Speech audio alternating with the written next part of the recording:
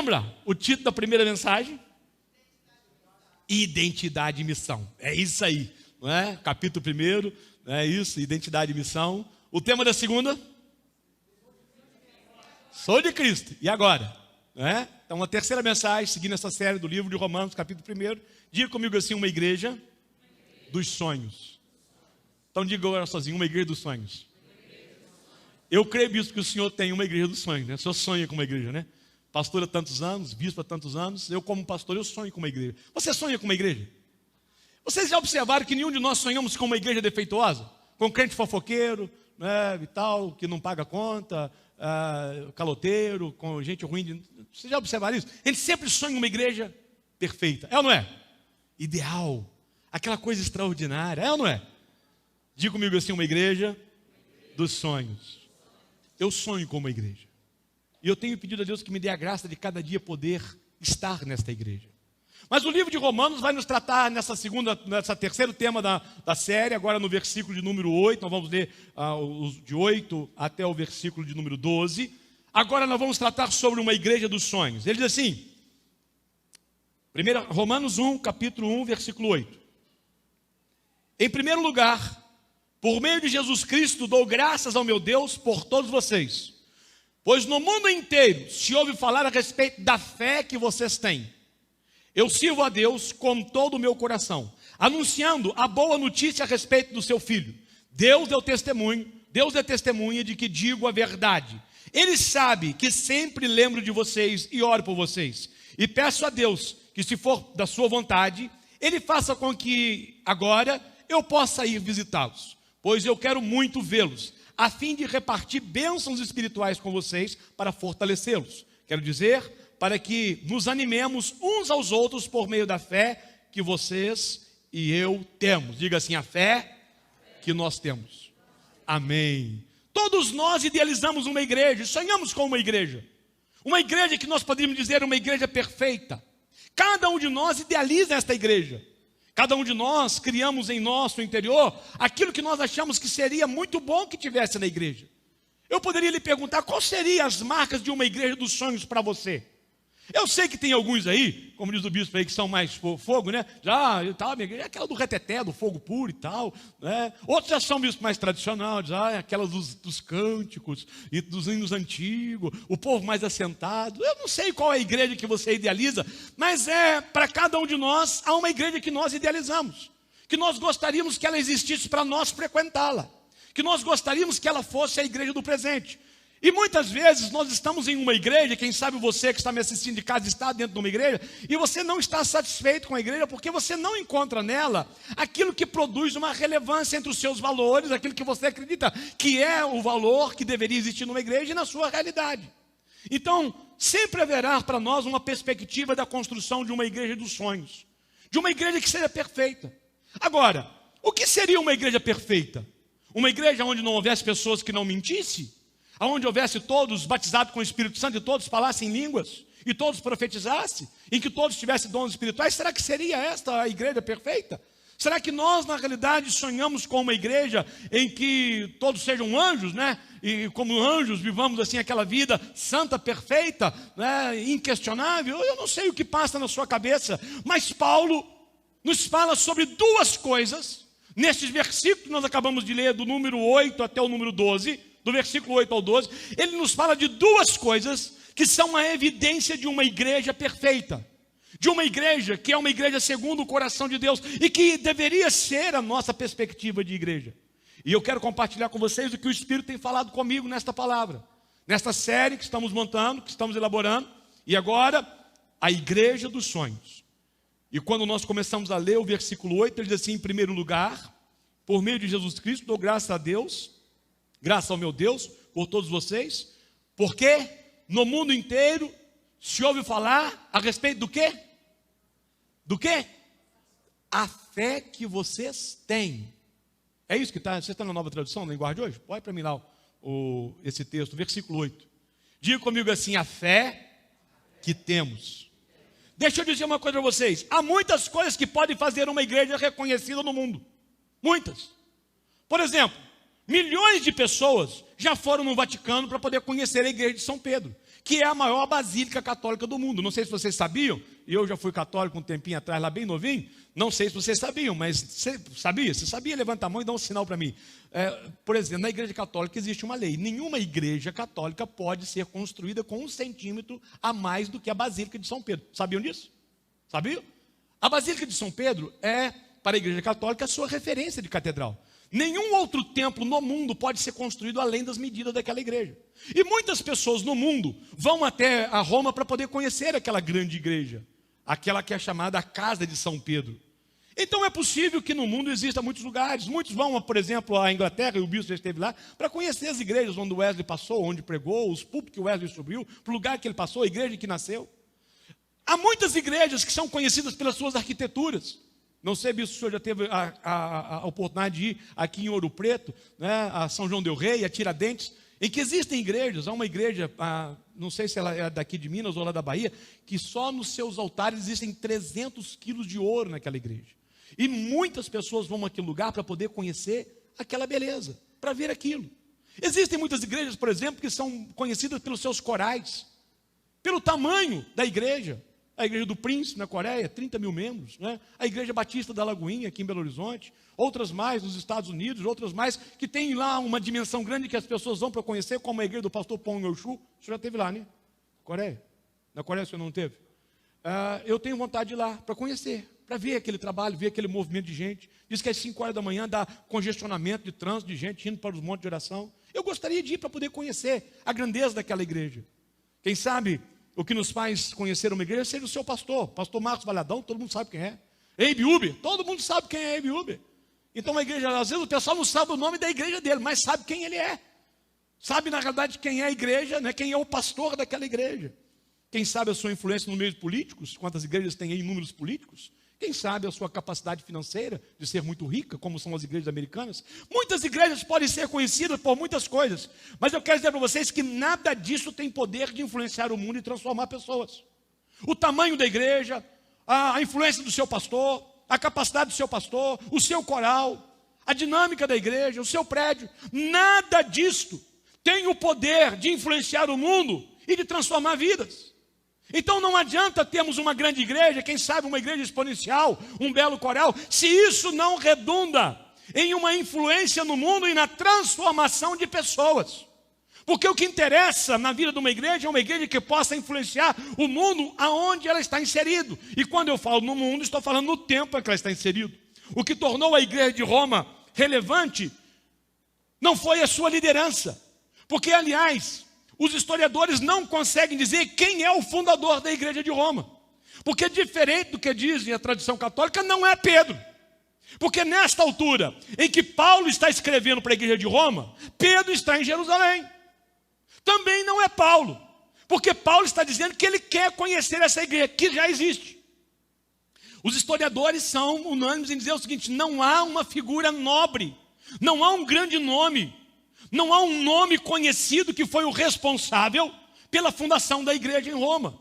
Alguns acreditam, possivelmente, eu gosto muito de Champlin, sigo bem a linha do Champlin, e Champlin diz que é possível que a igreja de Roma tenha surgido no dia de Pentecoste, com aquela quantidade de gente que saiu do mundo inteiro para ir a Jerusalém para aquela festa, e lá ouviram a pregação do evangelho, voltaram para Roma e levaram o evangelho para Roma, e ali começaram um grande trabalho. E é possível que tenha sido isso mais ou menos nesse sentido, porque quando Paulo agora está escrevendo a igreja de Roma, ela já era uma igreja vigorosa, já era uma igreja firme no meio daquela sociedade, era uma igreja que era conhecida no mundo inteiro pela sua fé. Ou seja, as pessoas iam a Roma e quando voltavam para a cidade diziam: existe uma igreja extraordinária em Roma, existe uma igreja vigorosa em Roma, existe em Roma uma igreja que tem muita fé. Mas esta igreja não tinha um grande pastor, porque nós não sabíamos nem quem era a liderança. Ela não tinha templos, porque não podia ter templo naquela época. Ela vivia nos porões, nas casas. Ela não era conhecida, ela não tinha coral, aliás, ela não tinha dinheiro, ela não tinha nada. Mas ela tinha algo que era extraordinário para aquele tempo. Ela tinha uma fé robusta, que Jesus Cristo é o Senhor, o Filho do Deus vivo, aquele que muda a vida do homem, aquele que transforma o homem, que lhe dá a dignidade de viver uma vida digna no meio de uma sociedade promíscua, porque Roma vivia naquele tempo uma época de promiscuidade, Diz a história, quando lemos a história, que os imperadores eram homens de todas as mulheres e mulheres de todos os homens. Porque aquela sociedade era uma sociedade extremamente envolvida no homossexualismo. Roma era uma cidade violenta. Roma havia crimes. Os romanos tinham o prazer de ir para as arenas para ver as pessoas serem comidas pelas feras. O sangue corria em Roma. Ali era um lugar em que os próprios imperadores foram assassinados pelos políticos adversários. A gente reclama da política brasileira, não é isso? Dessa pau. Mas veja bem, nós estamos falando de uma há mil e tantos anos atrás, 1900 anos, aproximadamente, e há 2000 anos atrás, eles já matavam lá os seus Césares nos conchavos políticos. A política de Roma era suja. Os homens eram promíscuos.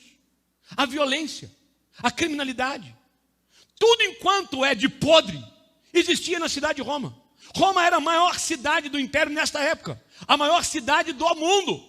Então, como uma grande cidade, ela estava rodeada por inúmeros pecados. O paganismo dominava a fé daquele povo.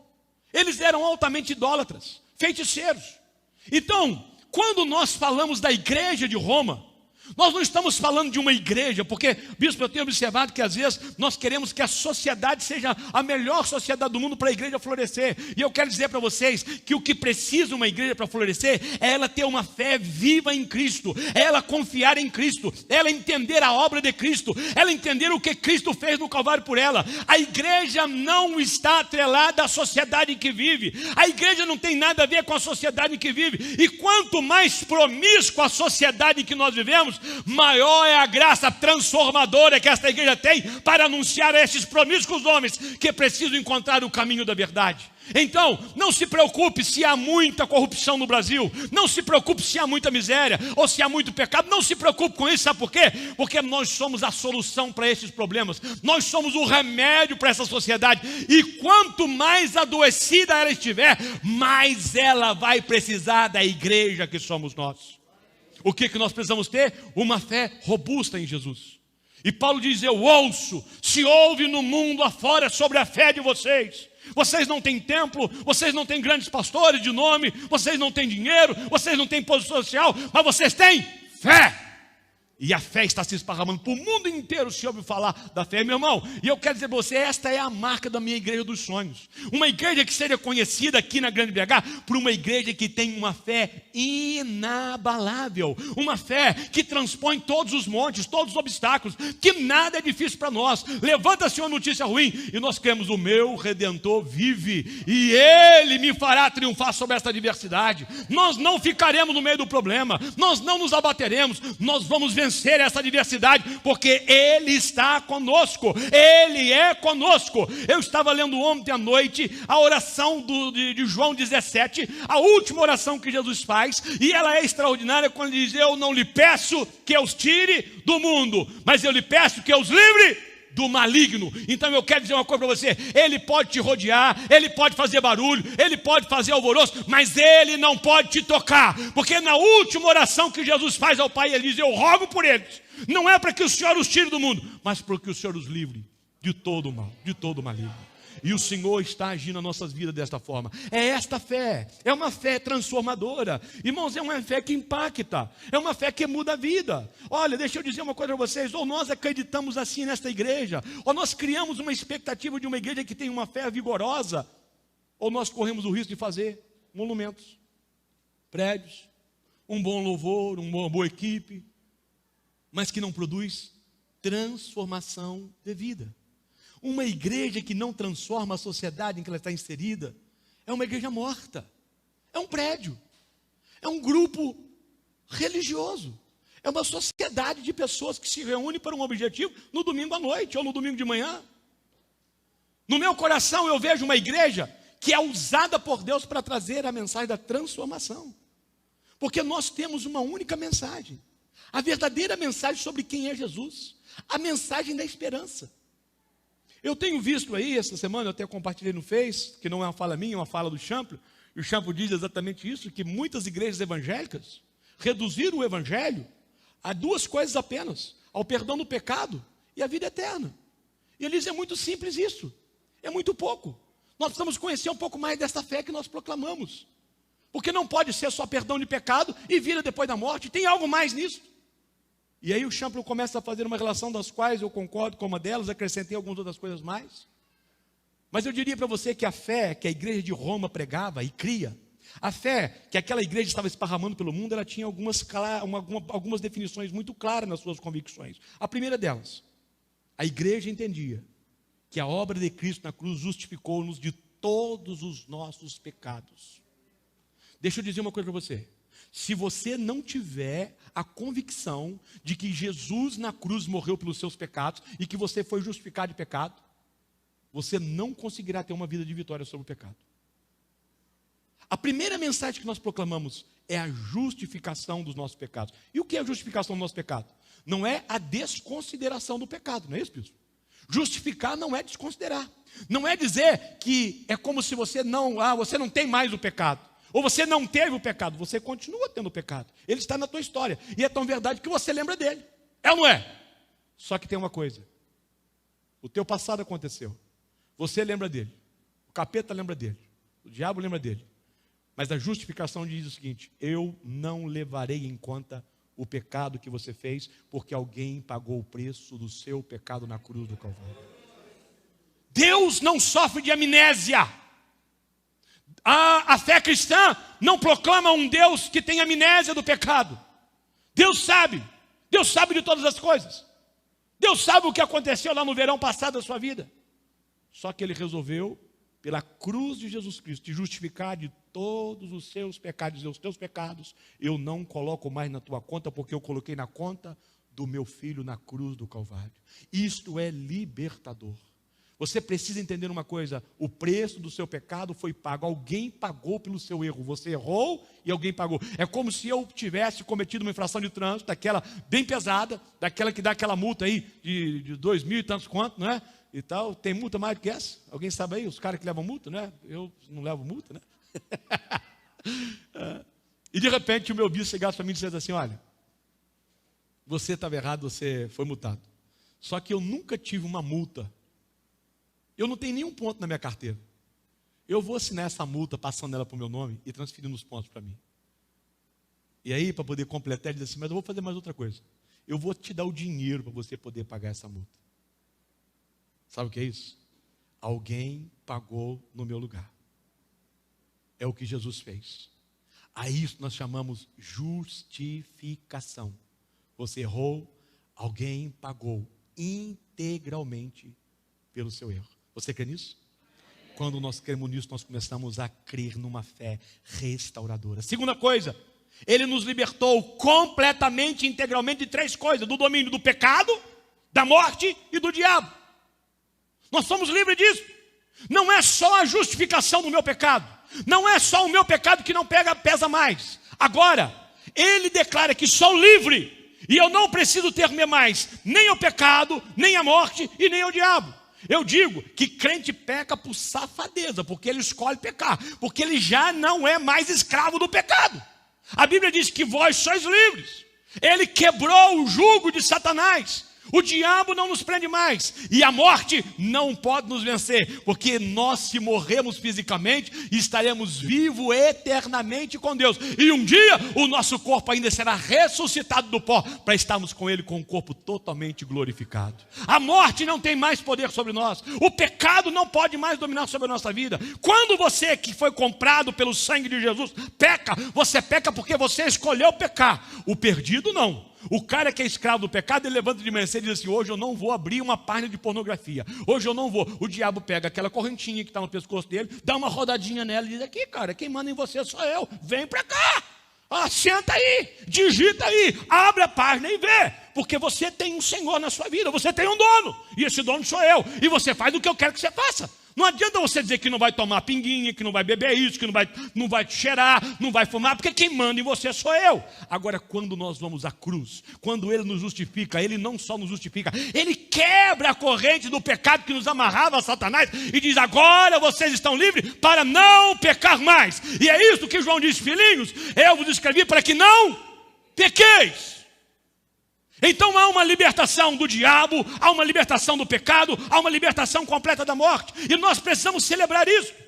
Você precisa celebrar esta fé. É esta fé que a igreja de Roma proclamava. Uma fé libertadora. Mas não é só isso, ela é também uma fé transformadora. E é interessante que é uma expressão que eu gosto muito dela. Talvez eu nem saiba muito bem o que significa, mas ela diz que transforma-nos metafisicamente. Olha que coisa linda de se dizer. Ô Maria, você sabe o que é isso? Ser transformado metafisicamente? Olha, ele produz uma mudança em nós. Ele nos conforma à imagem de Cristo. Ele infunde em nós a natureza de Cristo. Ou seja, nós passamos por um processo de mudança completa. Ele pega a natureza do Filho e implanta ela dentro de nós. É isso que a obra da cruz faz, e é isso que a igreja de Roma pregava. Então você precisa entender uma coisa: você agora tem uma nova natureza, você recebeu uma nova natureza, uma nova vida. A natureza de Cristo está implantada dentro de ti para que você viva uma nova vida em Cristo. É isto. Quarto, ele diz que nós nos tornamos filho de Deus. A Bíblia diz que os homens eram filhos do diabo, filho do pecado, filho da ira, não é isso? Mas quando eu vou à cruz e ele me justifica, agora ele me faz um filho. Ele me adota através de Cristo, do sacrifício de Cristo, como um filho. E agora, como um filho adotado, eu passo a desfrutar de todas as benécias de um pai rico. Lembra da pergunta de domingo passado? Quando é que um filho de um homem muito rico entra no desfrute da herança, do patrimônio? Quando é? Quando ele nasce. Não é quando o pai morre, não é a morte. Há muitos crentes que acham que eles vão entrar no desfrute do reino de Deus quando eles morrerem. E isto é uma mensagem que não tem conexão com a verdade que a igreja de Roma proclamava. É tão interessante que o livro aos Romanos é o livro mais importante da Bíblia. Paulo escreve a esta comunidade as revelações mais profundas que ele não pode fazer a outras igrejas, principalmente a igreja de Corinto, que era uma igreja organizada, de boa liderança, de um monte de gente que achava que era bom, cheio de dom espiritual. Mas ele não pôde revelar a Corinto o que ele revela à igreja de Roma, porque esta igreja vivia uma fé impecável, uma fé que leva a crer que nós agora tomamos parte, como filho de Deus, de uma nova vida em Deus. Sexto, nos tornamos uma só pessoa. Diga comigo assim, uma só pessoa em Cristo. Irmãos, vocês já pararam para poder pensar sobre isso? Isso não é a cabeça do pastor Gilberto, não. Isso está escrito no livro de Efésios. Ele é o cabeça do qual nós somos o corpo. Vocês já viram um corpo sem cabeça? Ou uma cabeça sem corpo? Em filme a gente já viu, né? Passa lá a espada, corta e tal. É uma coisa horrível de se ver, não é? É ou não é? Aqui, Jesus não é uma cabeça sem um corpo. E o corpo de Jesus não está morto. O corpo de Jesus está vivo. E a Bíblia diz que nós somos membros deste corpo. Ou seja, agora nós estamos ligados na cabeça. Nós recebemos dele toda a inspiração, toda a direção. Olha, a cabeça. Eu não sei quantos de vocês aqui são motoristas, são bons motoristas. Né? Eu creio que existem muitos bons motoristas aqui. Eu não me acho lá grande coisa não. Dá para rodar, não é?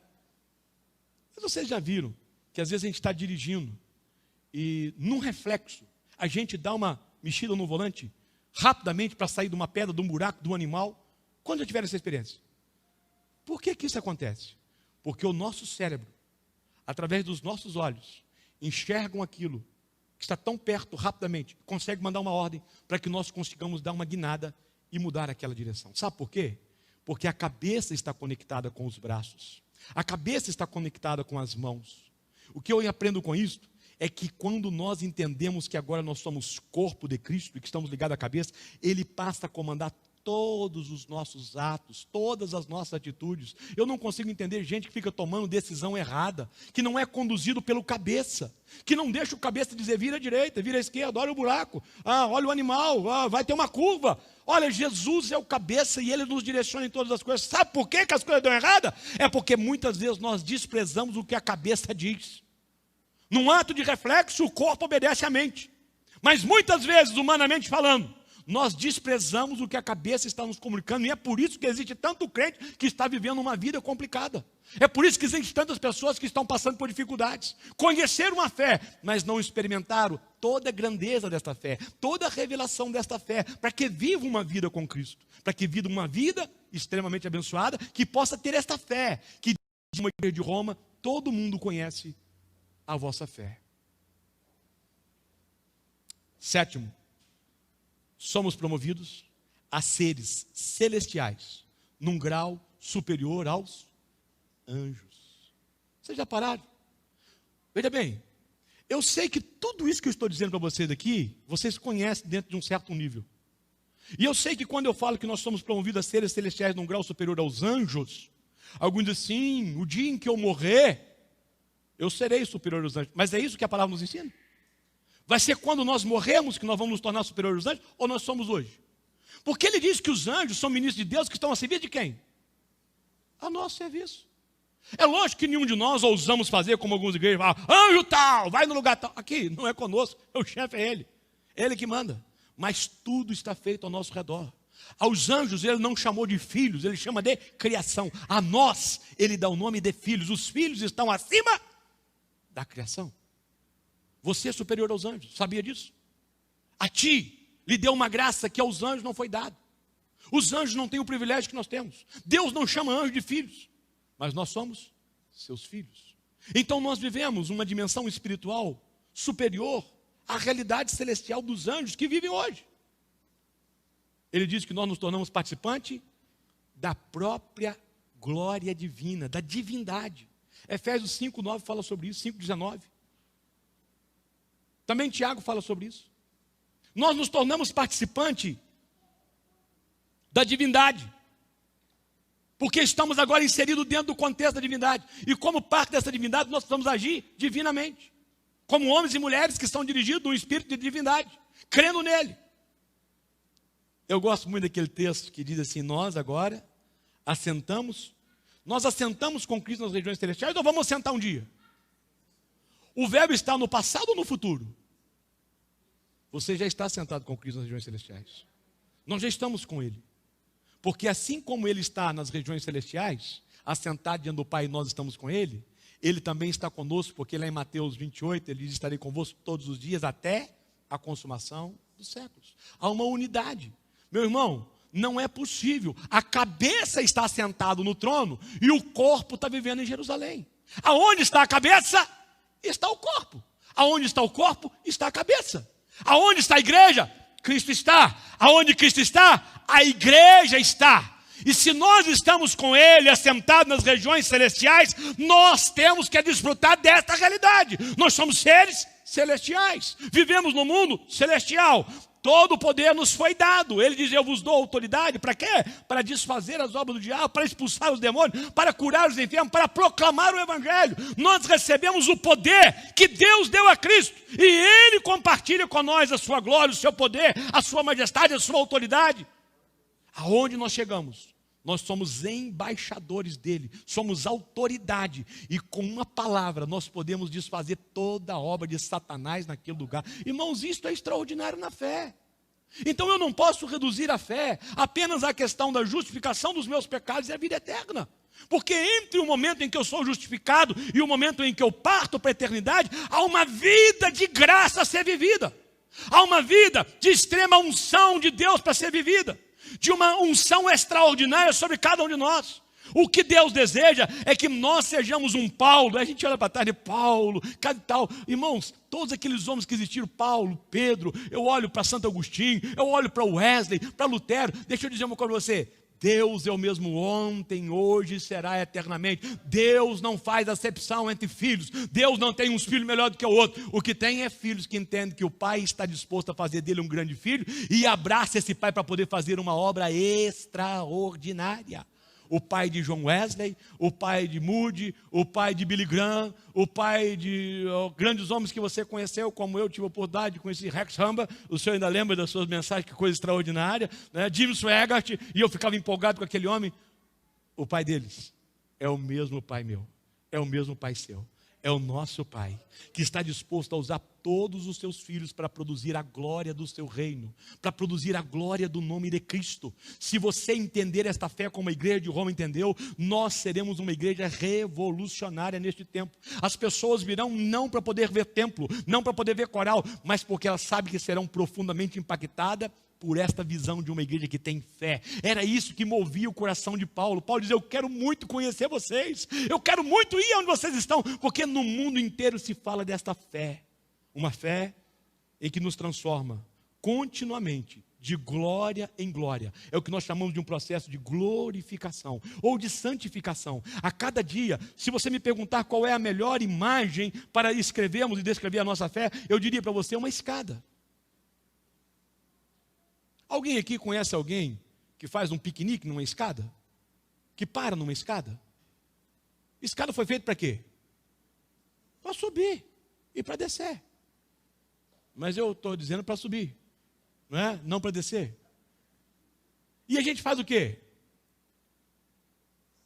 Degrau por degrau. Não é isso? Um dia eu estava com o bispo lá em Água de Lindóia. Nós fomos a um elevador, íamos para o quarto andar. Chegamos na fila, a fila era enorme. Ele falou comigo assim: vamos de escada? Falei: como é que eu vou falar com ele que não vou com ele na escada? Vamos, né, bispo? Quando ele abriu a porta, eu já disse para vocês aqui, e ele começou a subir de 2 em 2 degraus. Eu falei: querido, parei. Se for para o senhor subir daqui até o quarto andar, me humilhando de 2 em 2 degraus, o senhor vai sozinho, eu vou voltar para o elevador. Aí ele falou: não, eu vou subir de 1 em 1. Eu já estava com dificuldade para subir a escada de degrau por degrau, agora subir de 2 em 2.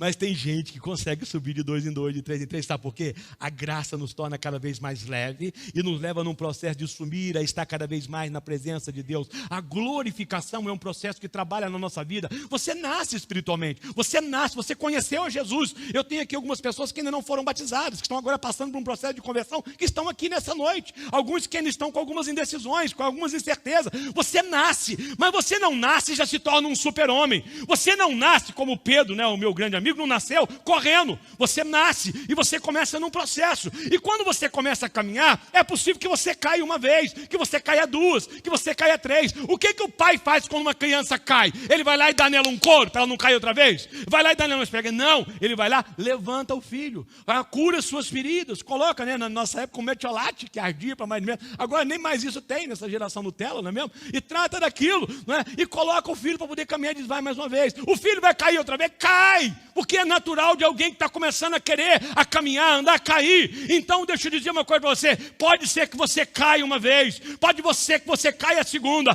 pode ser que você caia a terceira, mas todas as vezes que você cair, olhe para um pai que está do teu lado, com as mãos estendidas, disposto a te levantar, a curar as suas feridas e dizer: continue, porque você vai subir de degrau em degrau, até que você consiga chegar no último degrau. Esse é o processo da glorificação. Não pode ser um processo estático. Às vezes eu tenho encontrado crente há 20 anos no mesmo lugar. Isso me mata, vocês sabem disso, principalmente os que estão comigo aí há muito tempo. Se eu não ver a pessoa evoluindo, isso me mata. Porque para mim é um processo de subida. Eu digo sempre diante de vocês: o meu ano nunca é igual ao passado. E nunca é. Sempre há algo novo, Deus sempre traz coisa nova, Deus sempre está acrescentando. Há um processo de subida. Não aceite a paralisação na sua vida, porque Ele é um Deus que nos transforma de glória em glória. Ou seja, Ele nos leva a um nível de glória maior a cada dia. Se você hoje foi muito bem no louvor, e foi muito bem, mas o próximo eu espero que seja melhor do que isso, porque a glória vai ser acrescentada cada dia mais sobre a vida de vocês. É isto que Paulo está dizendo que ele encontrou nesta igreja de Roma. Não é apenas uma fé que entende que os pecados foram resolvidos e que agora eu vou esperar chegar nos céus. O mais importante da fé é o que você faz enquanto você está vivo. Como você se transforma um agente de transformação de vidas nesse contexto. Numa cidade como a de Roma, promíscua, corrupta, violenta, maligna, mas em que a graça de Deus, como ele diz lá, onde abundou o pecado, superabundou a graça de Deus. Segunda coisa, que é a segunda marca desta igreja dos sonhos, está escrito aí no versículo 9, olha que coisa interessante. Leiam comigo, se vocês puderem acompanhar. Eu sirvo a Deus com todo o meu coração, anunciando a boa notícia a respeito do Filho. Deus é testemunha de que digo a verdade. Ele sabe que eu sempre lembro de vocês e oro por vocês. E peço a Deus que, se for a sua vontade, Ele faça com que agora eu possa ir visitá-los. Pois eu quero muito vê-los. A fim de quê? De quê? A fim de repartir com vocês o quê? Bênçãos, para que vocês sejam fortalecidos. Quer dizer, para que os anime ou nos animemos uns aos outros por meio da fé que vocês têm. Olha, pois eu quero muito vê-los, a fim de repartir bênçãos espirituais com vocês para fortalecê-los. Quer dizer, para que nos animemos, eu animo vocês e vocês me animam. Deixa eu dizer uma outra coisa para vocês. Eu não tenho dificuldade de dizer isso, você sabe. Por isso até a presença do bispo me dá essa graça de poder abrir meu coração. Eu sirvo a igreja há quase 40 anos. Eu conheci o bispo, ele era ainda pastor em Petrópolis. Em 87 nós nos conhecemos. 86, isso aí. Oh, mente brilhante. Eu queria ter uma dessa. 86. Então, quando eu falo algumas coisas que eu encontro que não são agradáveis na igreja, eu não estou fazendo de uma forma a denegrir a igreja ou a inferiorizá-la. Porque se eu não amasse a igreja, eu já tinha ido embora para outro lugar.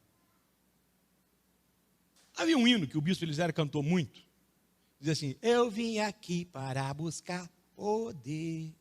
Senhor, estou aqui, quero receber. Veja bem, nós, por algumas razões estranhas, desvirtuamos qual é a nossa missão na igreja. E isso tem trazido um problema muito sério na igreja evangélica nos últimos anos. Quando eu digo que eu vim aqui para buscar poder, quer dizer que é o seguinte, é 2 horas, 1h30, né? Que eu vou reduzir para 1h30. 1h30 por semana você vem aqui para buscar poder. São 100 e quantas horas por semana? Faz a conta, 160 e quantos? São 24 vezes 7, matemática aí, que eu sou de direito. 168 horas.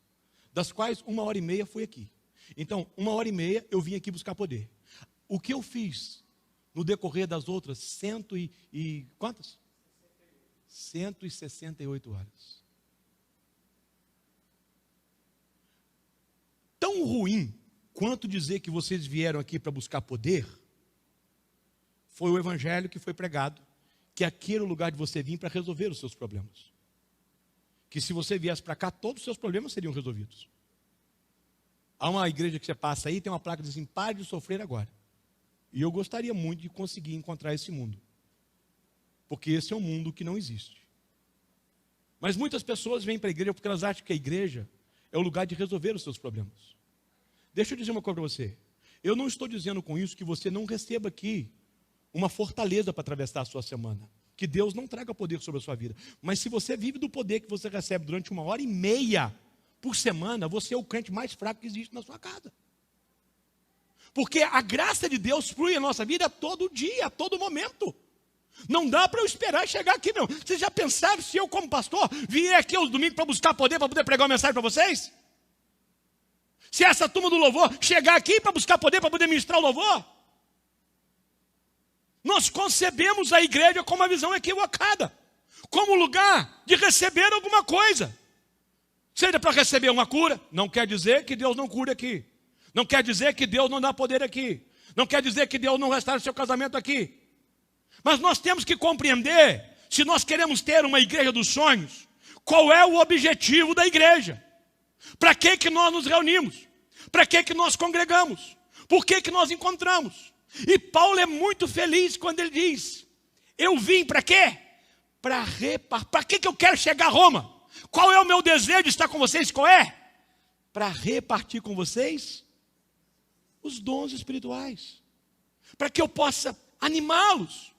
Em contrapartida, vocês também vão me animar. E aí o que nós fazemos? Nós fortalecemos a fé.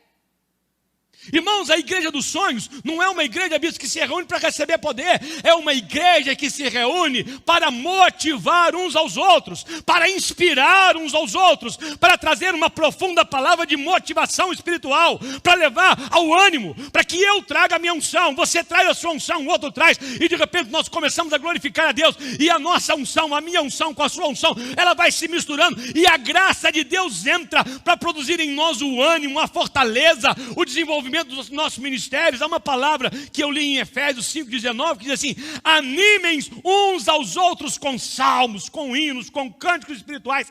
Cantem de todo o coração hinos e salmos ao Senhor. Ou seja, a nossa reunião, o nosso encontro, a nossa estada neste lugar. Eu não vim aqui buscar poder, eu não vim aqui buscar mais uma bênção. Sabe por quê? As bênçãos acontecem na minha vida todos os dias da semana. Aliás, ele diz: as bênçãos seguirão aqueles que creem. Eu creio e elas vão seguindo atrás de mim, elas vêm atrás de mim. Então eu não vim aqui nessa noite buscar poder, eu não vim aqui essa noite buscar uma bênção. Eu vim aqui com muita vontade, com muita disposição. Bati volante esta tarde com vontade de chegar aqui e dizer para vocês: eu creio que a minha fé, junto com a fé de vocês, nós nessa noite vamos nos fortalecer, nós vamos nos animar. Vou dizer para você: nenhuma praga chegará à tua tenda, mal nenhum entrará na tua casa, tu não serás abatido, praga nenhuma chegará à tua casa. Eu creio nisso. E quando nós produzimos esse ambiente, nós produzimos a igreja dos sonhos. Quando tirarmos da cabeça que este é um lugar que nós viemos para buscar coisas, para encontrar coisas, para nossa satisfação, para a realização dos meus problemas, quando tirarmos da nossa ideia que aqui nós viemos com um objetivo: comunicar uns aos outros a nossa fé, compartilhar a nossa fé. E Paulo diz: eu desejo muito ir onde vocês estão. Para quê? Para que eu possa compartilhar com vocês a minha fé, para que eu possa animar vocês e para que vocês também me animem. Porque quando a gente anda com gente de fé, se produz um incendeio da fé em toda a comunidade que nós estamos vivendo. Você quer fracassar na vida? Escolhe um cara fracassado na fé para poder caminhar com ele. Coloca lá, né? Eu nunca lembro o nome daquele desenho lá do Lipe, né? Eu não sei se o Lipe é o leão e a hiena, como é que é o nome dela? Mas eu me lembrava daquela hiena, daquele leão, e dizia: ó dia, ó vida, ó azar. Existem alguns obreiros que eu conheço, alguns pastores inclusive que eu conheço, que vivem nisso: ó dia, ó vida, ó azar. Sabe o que eu faço com esses caras? Eu nunca tomo café com eles, eu nunca almoço com eles, eu nunca sento na mesa com eles, porque eles não comunicam nada que inspira a minha fé. Eles nunca me motivam. Aliás, existe um monte de hiena no nosso meio, que vive na realidade tentando colocar os leões em dificuldade. E leão que anda com hiena vive comendo carniça, porque não tem capacidade sequer de conquistar alguma coisa pela morte sozinha da sua presa, de abater uma presa. Então Paulo diz: eu quero ir a Roma, porque eu preciso comunicar a vocês um dom espiritual. Os dons que Deus me deu, eu quero compartilhar com vocês, porque eu sei que Deus também deu dons espirituais a vocês, que vocês vão compartilhar comigo. E quando vocês fizerem isso, nós vamos aumentar a minha fé, nós vamos aumentar a sua fé, nós vamos aumentar o nosso ânimo, e aí nós nos tornamos a igreja dos sonhos. Amém? Nenhum problema com o hino aqui, vim para buscar poder. Mas hoje, no meu coração havia um desejo muito grande de chegar aqui, para compartilhar uma palavra de vocês. Eu vim aqui para compartilhar com vocês a minha fé naquele que é o ressurreto Rei de Israel, aquele que é a minha esperança, aquele que traz uma alegria profunda ao meu coração, aquele que fez uma obra transformadora, aquele que me justificou de todos os meus pecados, mas aquele que me libertou do poder do pecado. Eu não preciso pecar mais, eu não sou mais escravo do pecado, o diabo não tem mais domínio sobre a minha vida, e eu não tenho medo da morte. A qualquer hora em que eu puder glorificar ao Senhor com a minha morte, eu o glorificarei com a minha morte. Se eu puder glorificar com a minha vida, eu o glorificarei com a minha vida, mas o dia de glorificá-lo com a minha morte, eu o glorificarei com a minha morte, porque ao fechar os olhos nesta terra, estarei com ele para todo sempre na eternidade. Eu sei que agora eu sou parte do corpo, eu sei que eu estou inserido, ele é o meu cabeça, e eu sou membro deste corpo. Eu sei que agora eu sou filho de Deus, eu sei que agora eu me assento com ele nas regiões celestiais, eu sei que agora sou uma nova pessoa, porque tenho uma nova natureza. Como ele diz a Nicodemo: necessário te é nascer de novo, porque o que nasce da carne é carne, o que nasce do Espírito é Espírito. E eu sou agora um homem nascido no Espírito, transformado por ele, regenerado, e que estou vivendo um processo de subir a cada degrau, de glória em glória, até que encontre a perfeição na eternidade. E é isto que eu vim comunicar com vocês. Qual é a igreja dos sonhos? É uma igreja que tem uma fé consistente nesta palavra. E é uma igreja que resolveu viver, não para buscar poder, não para buscar o seu interesse, mas resolveu se reunir para influenciar uns aos outros. O bispo, um pouquinho que fez aquela oração aqui, ele produziu um incendeio no meu coração. Eu espero que esta palavra tenha produzido um incendeio no seu coração. Eu espero que ela tenha falado com quem está em casa nessa noite. Vamos ficar de pé? Pode tocar um canto, se vocês quiserem só tocar. O bispo vai encerrar. Vai fazer uma consideração, vai fazer oração, vai impetrar a bênção. Quero dizer uma coisa para você. Deus teve um propósito nos reunir nesse lugar nessa noite. Pastor, mas eu vim aqui porque eu precisava de uma bênção. Os sinais seguirão os que creem. O milagre chegará na tua vida. Creia. Pastor, é muito difícil. Eu diria, já está morto há mais de 4 dias. Porque ainda que esteja morto há mais de 4 dias, ele tem o poder de ressuscitar. Pastor, o senhor crê que pode acontecer algo na minha vida? Creio.